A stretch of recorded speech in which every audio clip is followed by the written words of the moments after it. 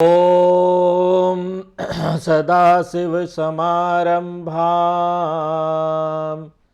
शङ्कराचार्यमध्यमाम् अस्मदाचार्यपर्यन्तां वन्दे गुरुपरम्पराम्। ॐ तो राम जी की बारात जनकपुरी पहुंच चुकी है और बाराती और जानाती दोनों का मिलन हो रहा है। एक दूसरे से मिल रहे हैं, बारातियों का स्वागत किया जा रहा है। तो यहाँ पर देखते हैं कि दशरथ जी राम जी से मिलने के लिए आए हुए हैं, विश्वामित्र जी भी वहाँ पर है। तो सबसे पहले महाराज दशरथ ने मुनि विश्वामित्र जी को प्रणाम किया और इस समय महाराज दशरथ के मन में बड़ी कृतज्ञता का भाव भी है। क्यों है? क्योंकि ये मुनि विश्वामित्र जी हैं जिन्होंने भगवान राम और लक्ष्मण जी को यहां वो लेके आए, भगवान राम के विवाह का आयोजन किया। ये विश्वामित्र जी की कृपा से ही तो हुआ। इसलिए महाराज दशरथ के मन में बड़ा कृतज्ञ भाव था। वो बार बार विश्वामित्र जी के चरणों की धूल ही अपने सिर में लगाते हैं, उनको दंडवत प्रणाम करते हैं। विश्वामित्र जी ने महाराज दशरथ को उठाकर अपने हृदय से लगा दिया और उनको आशीर्वाद दिया। आशीर्वाद देकर कुशलता पूछी कि आप कैसे हैं। देखिए, ये व्यवहार में बड़ी सुंदर बात है, यहां पर हमको जानने को मिलता है। क्या होता है व्यवहार में? व्यवहार में हमेशा कुशलता पूछने का काम बड़ों का होता है, छोटों का नहीं है। घर में बड़े लोग आए, माँ बाप दादा दादी सब आए और पता चला छोटा बच्चा पूछ रहा आप कैसे हैं। नहीं, ये सम्मान वाली बात नहीं होती। बड़ों को पूछना चाहिए छोटे से, तुम कैसे हो।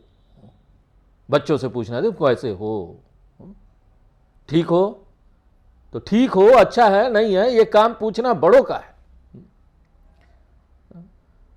इसलिए दशरथ जी ने नहीं पूछा विश्वामित्र जी से आप कैसे हैं। विश्वामित्र जी ने पूछा सब ठीक है। भगवान राम और लक्ष्मण ने महाराज दशरथ को दंडवत प्रणाम किया। अब देखिए, महाराज दशरथ इतने दिनों बाद वो अपने दोनों पुत्र को देख रहे थे। परब्रह्म परमात्मा राम जी, हमारे राम, उनको बड़ी प्रसन्नता हुई। इतना दिन से वियोग चल रहा था, कब मिलेंगे हम, कब जानेंगे, कब देखेंगे उनको। अपने दोनों पुत्रों भगवान राम और लक्ष्मण जी को हृदय से उन्होंने लगा लिया और उनके वियोग के कारण जो इतने दिन से नहीं मिल पा रहे थे, मन में चल रहा था बातें कैसे होंगे कैसे नहीं होंगे, वो दुख सब मिट गया और वो ऐसे प्रसन्न हो गए। कैसे प्रसन्न हो गए? मृतक शरीर प्राण जनु भेटे। मानो किसी शरीर में से प्राण निकल गए हो, वो निष्क्रिय पड़ा हो और उसमें फिर से प्राण आ जाए तो फिर शरीर सक्रिय हो जाता है। राम जी से मिलकर उनको ऐसा लगा। पुनि वशिष्ठ पद सिर तिन्ह नाए। भगवान राम और लक्ष्मण जी ने उसके बाद फिर वशिष्ठ जी के चरणों में भी सिर नवाया। वशिष्ठ जी भी बड़े प्रसन्न हो गए और उन्होंने भगवान राम को हृदय से लगा लिया। फिर और विप्र लोग वशिष्ठ जी के साथ में बारात में आए हुए थे, उन सबको भी भगवान राम और लक्ष्मण जी ने प्रणाम किया। देखिए, जब कोई आता है ना तो हमको देखना चाहिए कि यहां पर ना कई लोग होते हैं संवेदनशील नहीं होते, ध्यान नहीं देते व्यवहार में। आप किसी के यहां मिलने के लिए जाएं तो वहां सबको देखना चाहिए, लेकिन मन में ध्यान में होता है एक को देखा दूसरों को नहीं देखा। सबसे पूछना चाहिए, देखना चाहिए उनको, ऐसे करके कि आप सब पर ध्यान दे रहे हैं। तो भगवान राम और लक्ष्मण जी ऐसे नहीं थे कि विश्वामित्र जी को दशरथ जी को प्रणाम कर लिया, दशरथ जी आए थे, उनके पिता थे, बाकी लोगों को देखा ही नहीं, हो गया काम। नहीं, वहां पर उनके साथ जो लोग आए हुए थे उनको भी वैसे ही सम्मान मिला और सब लोग उनको आशीर्वाद देते जा रहे थे। अब भरत और शत्रुघ्न ने भी भगवान राम को प्रणाम किया और भगवान राम ने उन्हें उठाकर अपने हृदय से लगा लिया। लक्ष्मण जी भी बड़े प्रसन्न होकर बड़े प्रेम पूर्वक भरत और शत्रुघ्न दोनों भाइयों से मिले। पुरजन परिजन जातिजन जाचक मंत्री मीत। अब भगवान राम सब अयोध्या वासियों, परिवार वाले, अपने रिश्तेदारों, भिक्षुकों, मंत्रियों, मित्र, साथ में जो कांवर वाले सब आए हुए थे, मजदूर भी आए हुए थे, सबसे यथा योग्य मिले। भगवान देखो छोटे बड़े सबसे मिलते हैं, सब पर ध्यान देते हैं।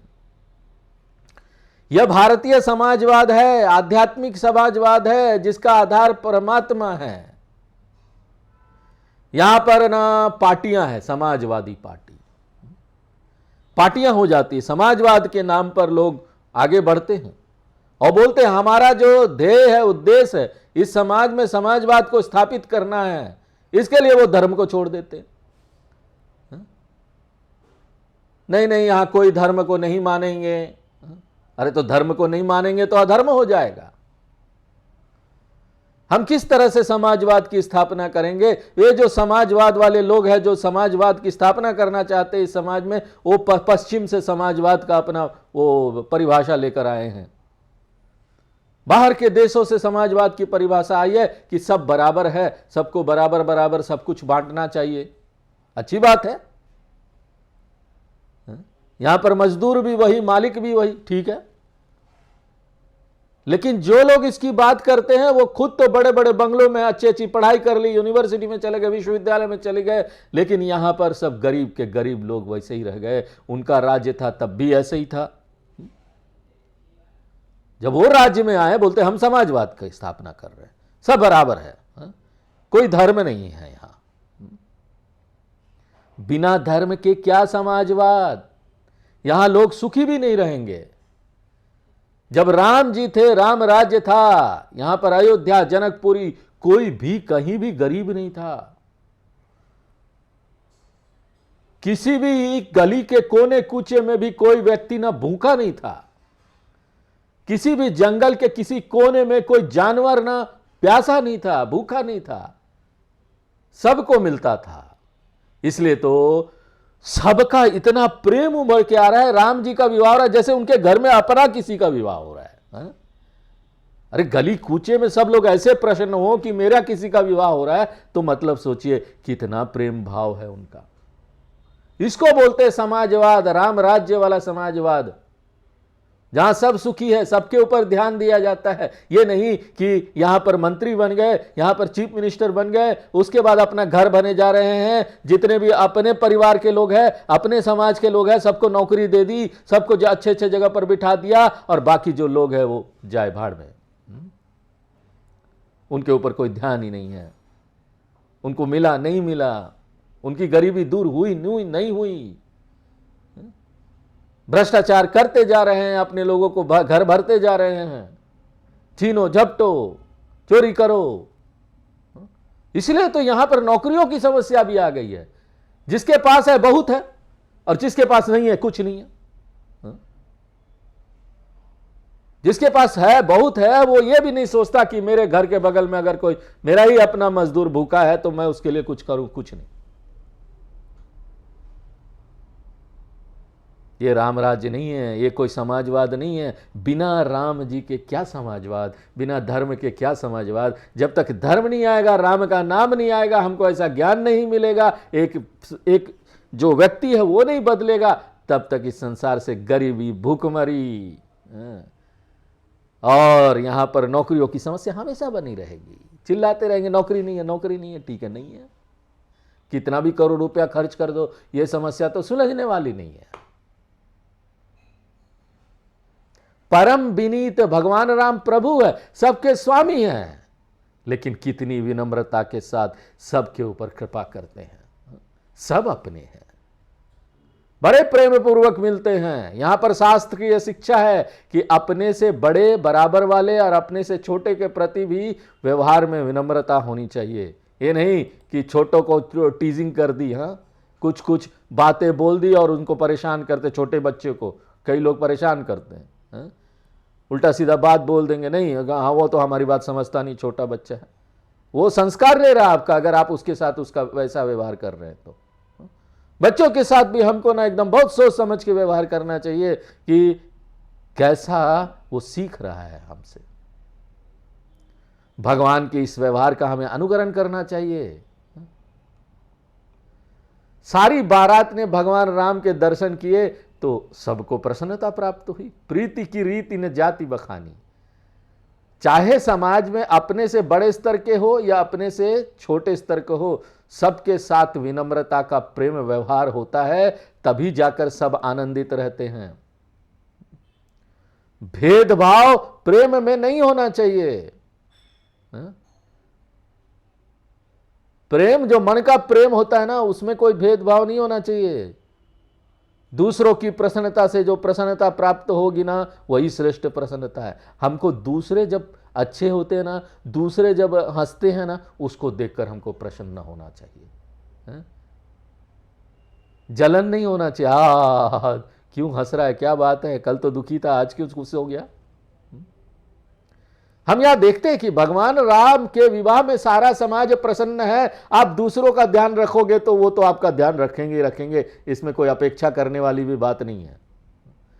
प्रीति की रीति यही है भाई। आप भगवान से प्रेम रखो, भगवान तो आपसे प्रेम रखते ही हैं। यही तो प्रेम है, इसका वर्णन नहीं किया जा सकता इस प्रेम का। डूबो डूबो रे प्रेम में डूबो। अगर भगवान से प्रेम है तो भगवान के बंदों से भी हमको प्रेम होना चाहिए। और यहां पर कौन भगवान का बच्चा नहीं है। भगवान दशरथ अपने चारों पुत्रों भगवान राम, लक्ष्मण जी, भरत जी और शत्रुघ्न जी सहित वहां पर विराजमान है। तुलसीदास जी की दृष्टि इन पांचों पर एक साथ पड़ती है तो उन्हें क्या दिखता है, जैसे महाराज दशरथ को चारों पुरुषार्थ एक साथ मिल गए हो। चार पुरुषार्थ क्या है? धर्म, अर्थ, काम, मोक्ष। ये चारों पुरुषार्थ चार शरीर धारण करके भगवान और उनके तीन भाई, वो भी भगवान, सब एक साथ, वह अविद्यमान है। तो यहां पर एक बात आती है कि इन चारों पुरुषार्थों में से मुक्त स्वरूप भगवान राम और काम एक साथ कैसे बैठे हो सकते हैं? राम जी वो मुक्त स्वरूप है, मोक्ष है, और यहां पर बाकी तीनों धर्म, अर्थ, काम है, वो एक साथ कैसे आएंगे? क्योंकि तुलसीदास जी अन्यत्र कहीं कहते हैं कि जहां राम तह काम नहीं। अर्थात जहां भगवान राम हो वहां पर काम हो ही नहीं सकता। दुनिया भर की चीजों की कामना, यहां पर जो है भोग की कामना, उसके बारे में बोल रहे हैं। महाराज दशरथ के पास भगवान राम और काम दोनों एक साथ कैसे हैं? क्योंकि बाकी तीन पुत्र तो काम वाले हैं। परंतु शास्त्र की बात गलत भी तो नहीं हो सकती ना, इसलिए हमको यहां देखना पड़ेगा कि धर्म, अर्थ, काम, मोक्ष एक साथ महाराज दशरथ को प्राप्त हुई, इसमें कोई बाधा नहीं हो सकती। जो व्यक्ति परमात्मा को प्राप्त है और शरीरधारी है, ऐसे व्यक्ति के पास काम्य पदार्थ भी सहज रूप से उपलब्ध हो, संसार का जितना भोग्य पदार्थ है, लेकिन उसे कोई कामना ना हो, तो यह असंभव नहीं है। दोनों एक साथ रह सकते हैं। आपके पास जितनी भी चीजें हो, कामना मत रखिए, आसक्ति मत रखिए, भगवान की तरह, राम जी की तरह रहिए, तो यहां पर सब रह सकते हैं एक साथ, कोई दिक्कत ही नहीं। आप कहीं भी रह रहे हो, परिवार में रह रहे हो, यहां पर बहुत सारी चीजों के साथ रह रहे हो, कोई दिक्कत नहीं।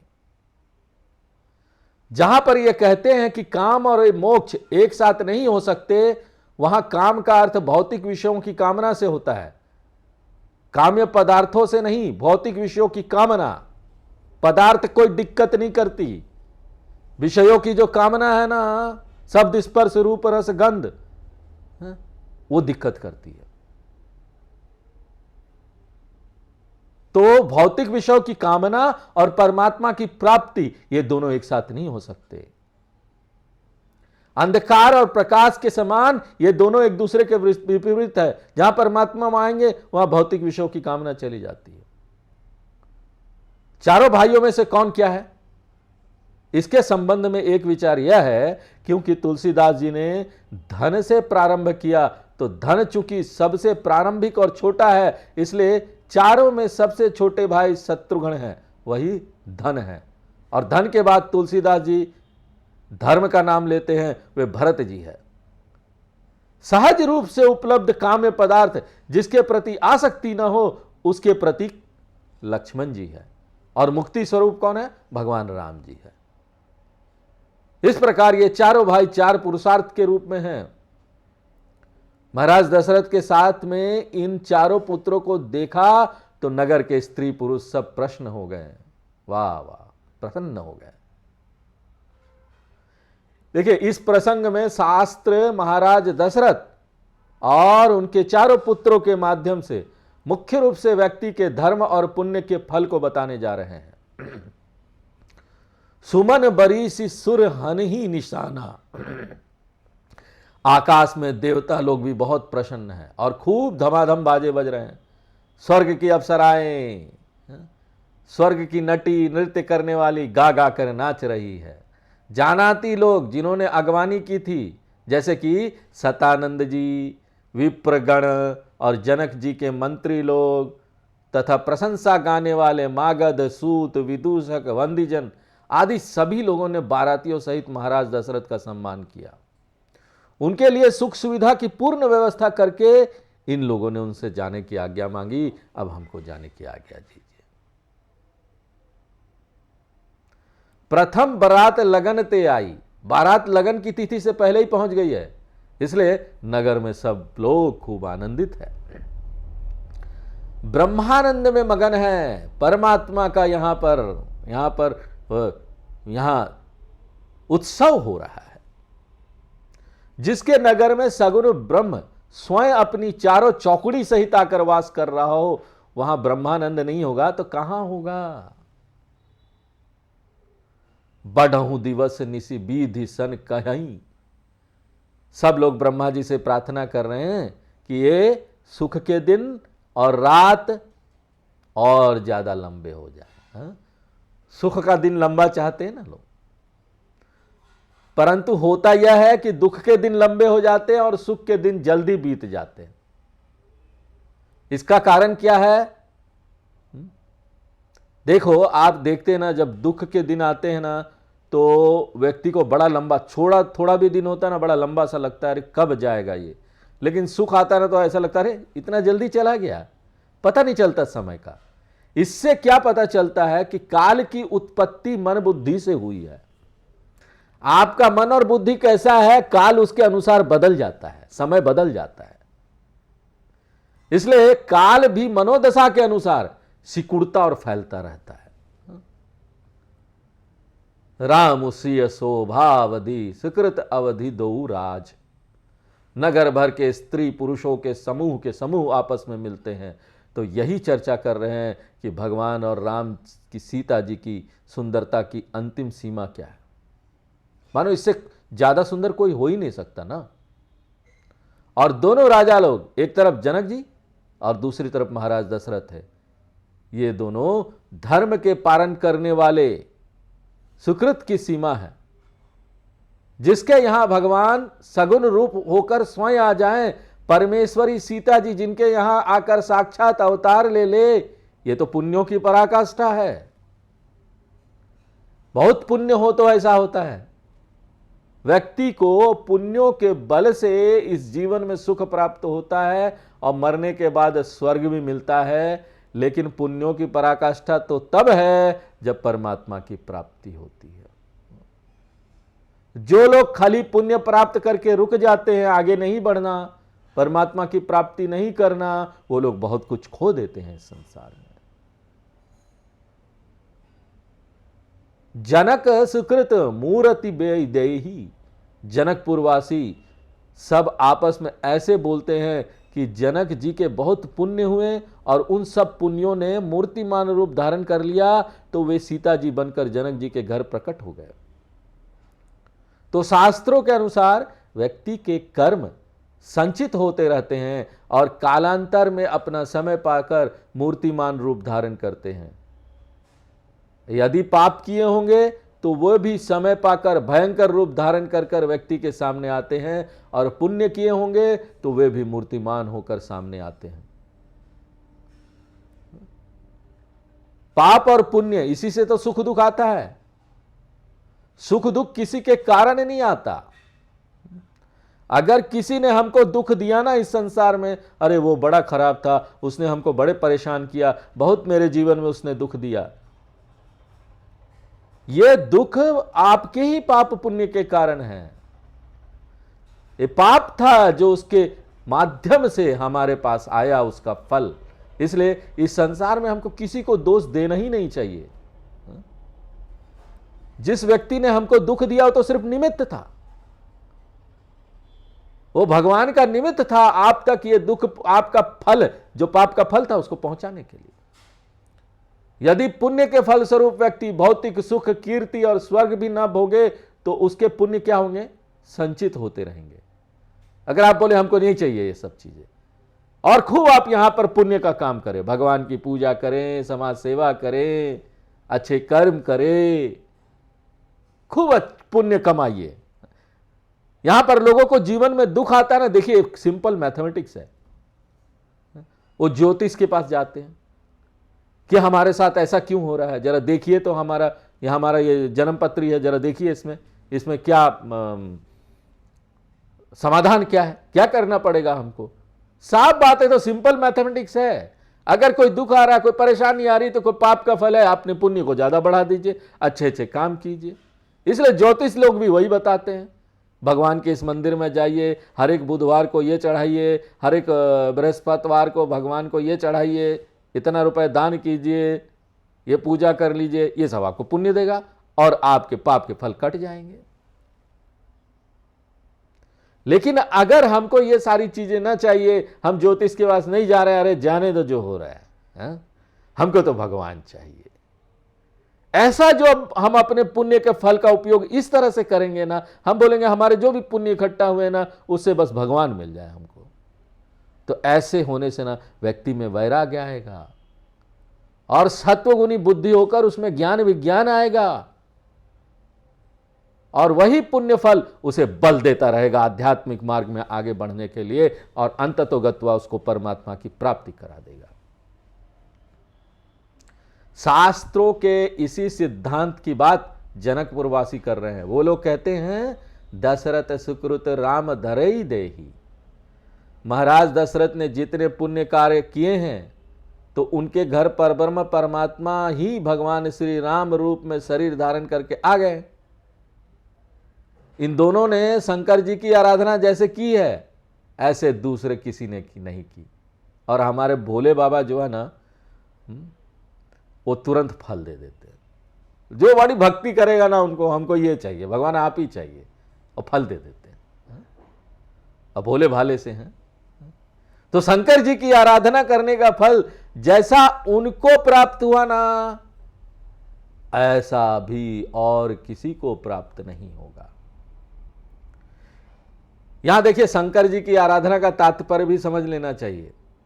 पहली बात तो तात्विक रूप से शंकर जी क्या है, तुलसीदास जी ने मानस के प्रारंभ में ही बता दिया था कि शास्त्रों में व्यक्ति की सत्यत्व बुद्धि तो श्रद्धा है, वही तात्विक रूप से पार्वती जी है, और शास्त्रों का अध्ययन करने से जो परमात्मा का ज्ञान होता है, परमात्मा में विश्वास उत्पन्न होता है, उसका नाम शंकर जी है। श्रद्धा और विश्वास दोनों एक साथ, श्रद्धा पार्वती जी, विश्वास शंकर जी, अर्थात शंकर जी की आराधना है शास्त्रों का अध्ययन। बार बार देखो इस बात को हम बोलते रहते हैं। कई लोग बड़ा हमारे आश्रम में आते हैं वेदांत गुरुकुल, और ये यहां पर कोई अगरबत्ती नहीं जल रहा, कोई पूजा नहीं हो रहा है, स्वामी जी आप एक दीपक जला देते भगवान के पास, क्या बात है? अरे दिन भर शास्त्रों का अध्ययन चलते रहता है, श्रवण चलते रहता है। तुलसीदास जी बोल रहे हैं, हमारे आचार्य लोग बोल रहे हैं कि शंकर जी की आराधना का क्या अर्थ है? शास्त्रों का अध्ययन श्रवण। जब हम गीता लेके बैठे यहां पर शास्त्रों का श्रवण करें, समझ लेना चाहिए हम शंकर भगवान की आराधना कर रहे हैं। आराधना मतलब ये नहीं कि पूजा अगरबत्ती जलाए शंकर भगवान पूरा आधे 1 घंटा तक पूजा कर रहे हैं। शंकर भगवान को समझने का प्रयत्न उनकी भक्ति है, और ये शास्त्र हमको शंकर भगवान क्या है बताते हैं। जब इस प्रकार शंकर जी की आराधना न कर पाए तो साकार उपासना करिए, कोई बात नहीं। अभी आप उस स्तर पर आने के लिए तैयार नहीं है ना, कोई बात नहीं, इसमें कोई गलत बात थोड़ी ना है। सबके लिए तो मार्ग बना हुआ, सीढ़ी सीढ़ी चढ़ के ही ऊपर आता है व्यक्ति, अपनी साधना करके ही आएगा, इससे पहले नहीं आ सकता।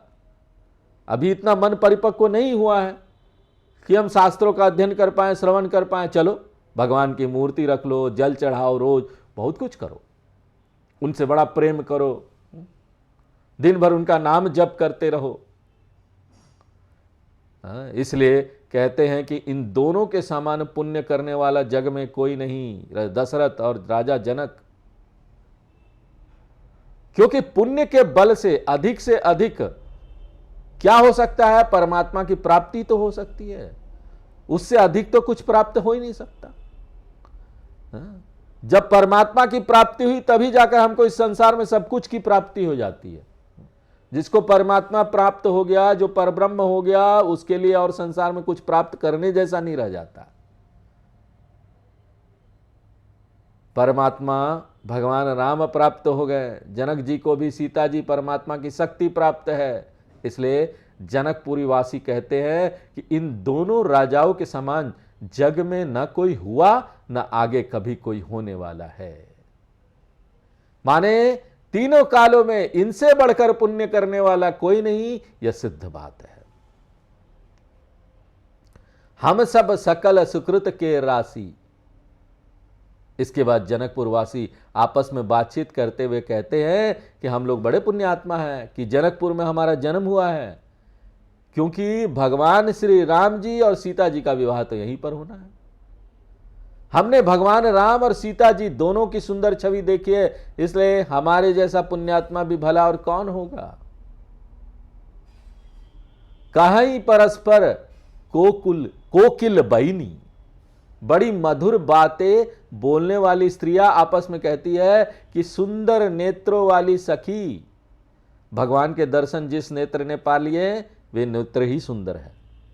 बाहर से मत देखिए किसकी आंखें बड़ा, तुम्हारी आंखें बड़ा सुंदर है। अरे क्या सुंदरता उसमें। जिस आंखों ने भगवान के दर्शन नहीं किए उनकी कोई सुंदरता नहीं। ये आंखें बनी है भगवान के दर्शन के लिए, ये कान बना है भगवान का नाम सुनने के लिए।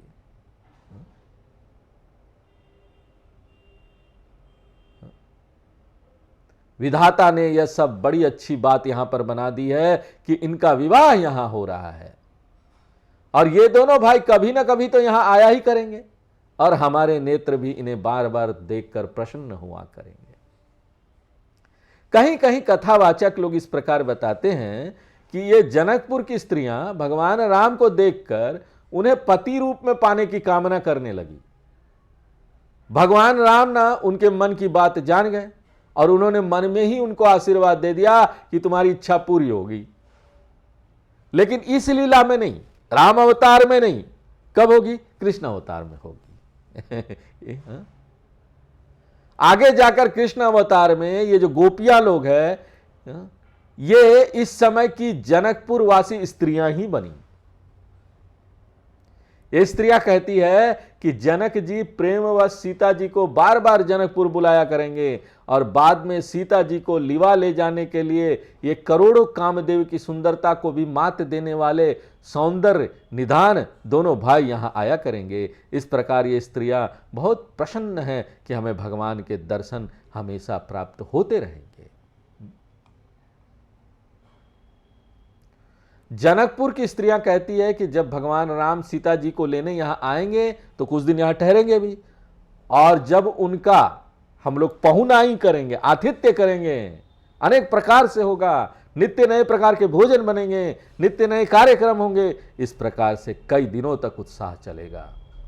इस प्रकार से जो उनका स्वागत सत्कार करेंगे तो भला ऐसे सास ससुर किसे प्रिय नहीं होंगे। अर्थात भगवान राम को वे बहुत प्रिय होंगे। इस प्रियता के कारण भी वे रुकेंगे तथा इतने दिनों तक हमें भगवान राम और लक्ष्मण जी के दर्शन प्राप्त होते रहेंगे, जिससे हम सब नगरवासी सुखी होंगे। भगवान का दर्शन, सुख मतलब भगवान का दर्शन ही है। यहां बाकी सुख सुख नहीं है, वो आपको सुख लगता है। बाकी जो भी भौतिक सुख संबंधों से, वस्तुओं से, बाकी भोगों से हम यहां प्राप्त करने की कोशिश कर तो रहे हैं, लेकिन उसमें लेस मात्र भी नहीं सुख है। जो सचमुच का सुख है वो भगवान के दर्शन में ही है। और एक बार में मन नहीं भरेगा। इन लोगों का एक बार में भगवान राम जी की सुंदरता देखकर मन कहां भरने वाला है।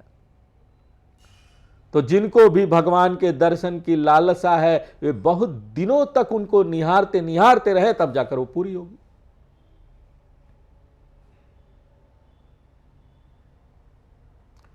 तो एक सखी कहती है, अरे सखी, तुमको पता नहीं, तुम तो यहां भगवान राम और लक्ष्मण की बात कर रही हो, लेकिन तुमको पता नहीं कि महाराज दशरथ के साथ बिल्कुल भगवान राम और लक्ष्मण ही जैसे दो लोग, दो युवक आए हुए हैं, दुई डोटा और हैं। वे भी ऐसे ही सुंदर हैं जैसे भगवान राम जी श्याम वर्ण के हैं और लक्ष्मण जी गौर वर्ण के हैं। ऐसे ही वो दोनों श्याम और गौर वर्ण के हैं। जो लोग उनको देखकर आए हैं ना सखी, वो ये बात बता रहे हैं। और इन सखियों को उन कुमारों के नाम मालूम नहीं है, केवल ना थोड़ी थोड़ी रूपरेखा मालूम है। एक अन्य सखी को इससे कुछ ज्यादा मालूम है। वो कहती है कि मैं तो आज ही उनको अच्छी तरह देखकर आई हूं। वे दोनों भी इतने सुंदर हैं जैसे ब्रह्मा जी ने अपने हाथों से सजा संवार कर उन्होंने बनाया है। उनमें से एक का नाम भरत है। वे बिल्कुल भगवान राम की ही सकल सूरत के तथा श्याम वर्ण के हैं। दोनों में इतनी समानता है कि यकायक दोनों अगर अचानक आके खड़े हो जाए तो अपना पहचान नहीं पाएंगे कौन क्या है, कौन भगवान राम है, कौन भरत जी है।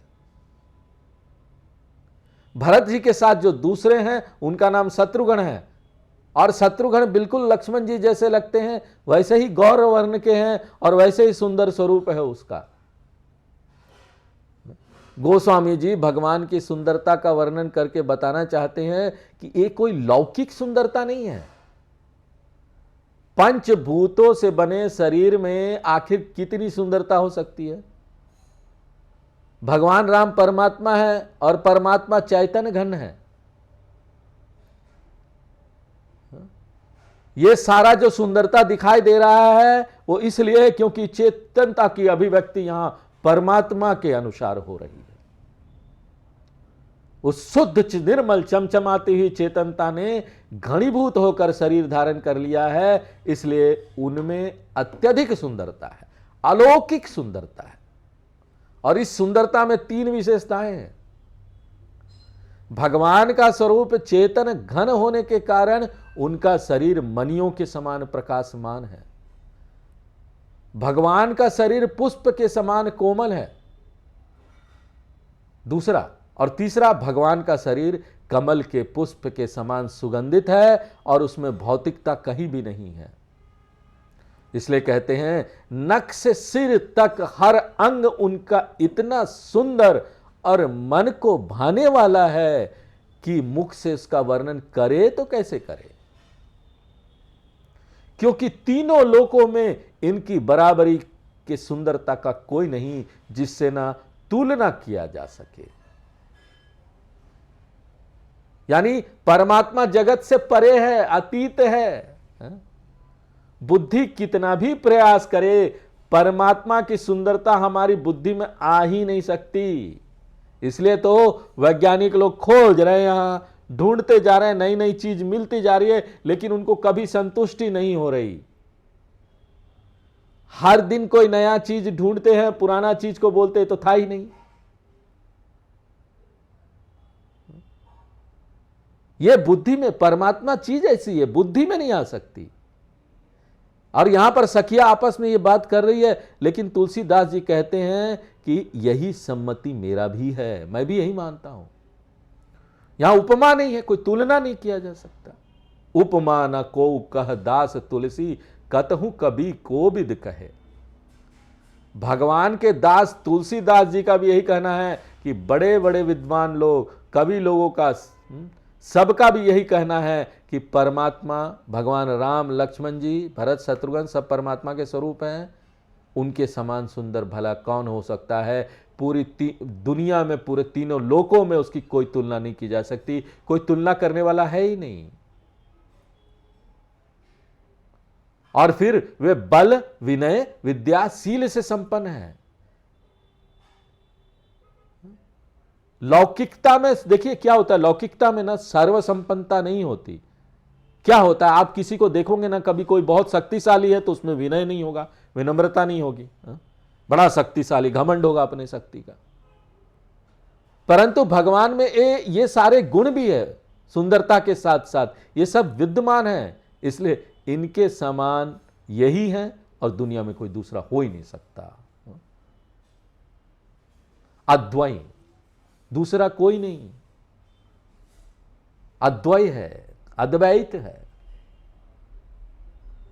देखिए, शास्त्र की एक युक्ति यह है कि जो लोग शास्त्र पढ़े सुने, उन सब के हृदय में भगवान के सुंदर स्वरूप, उनके गुणों का स्मरण करने से उदात्त भाव आए, उदार भाव आए, विनम्रता की भाव आए, इतना सुंदर भाव आ जाए मन में ना, हम दूसरों को हर गलती के लिए यहां ना क्षमा कर सकते हैं। मन की, हमको जो भी जिसने जो दुख दिया क्षमा कर दो भैया, इतना उदार भाया। हमसे कोई गलती होती, हमारे हाथ से कुछ गिर जाता है, हम तुरंत अपने आप को क्षमा कर देते हैं, कोई ना कोई जस्टिफिकेशन लगा देते हैं, चलो भाई इसके ना हमसे गलती थोड़ी ना है तो हो गया। उसी तरह आप दूसरों को भी क्यों नहीं क्षमा कर पाते? अगर किसी ने कठोर बात बोल दी, कोई गलती कर दी, तो कीजिए, ये इसी से होगा। भगवान का सुंदर रूप, उनके गुणों का स्मरण करने से उदात्त भाव आएगा। धीरे धीरे हमारा हृदय और मन इतना बड़ा होगा, हमारी आध्यात्मिक विकास होगी। यही युक्ति है, शास्त्रों की युक्ति यही है, शास्त्र यही कराना चाहते हैं आपके अंदर।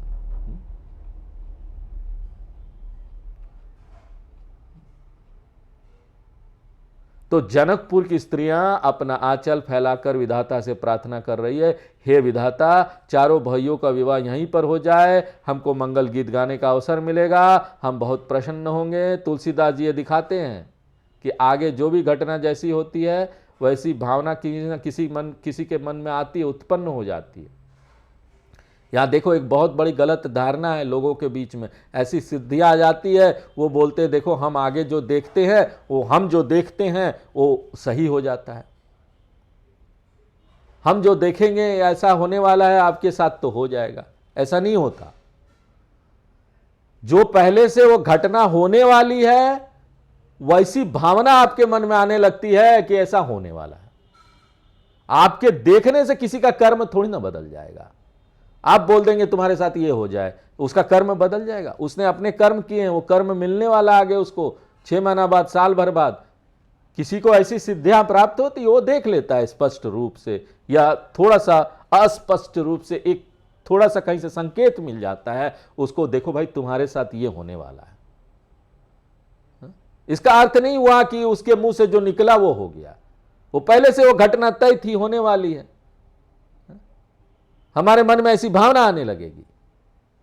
बड़े प्रेम से गदगद होकर के आंखों में प्रेमासुर लिए सब स्त्रियां पुलकित शरीर से आपस में बोलती है, सखी सबु करुब पुरारी पुण्य पयो निधि भूप दोई। शंकर भगवान की कृपा से यह सत्य होगा। शंकर जी सबका मनोरथ अवश्य पूर्ण करेंगे। आज यहीं विराम देते हैं, आगे फिर अगले क्लास में देखेंगे। पूर्णमदः पूर्णमिदं पूर्णात् पूर्णमुदच्यते पूर्णस्य पूर्णमादाय पूर्णमेवावशिष्यते। ओम शांति शांति शांति।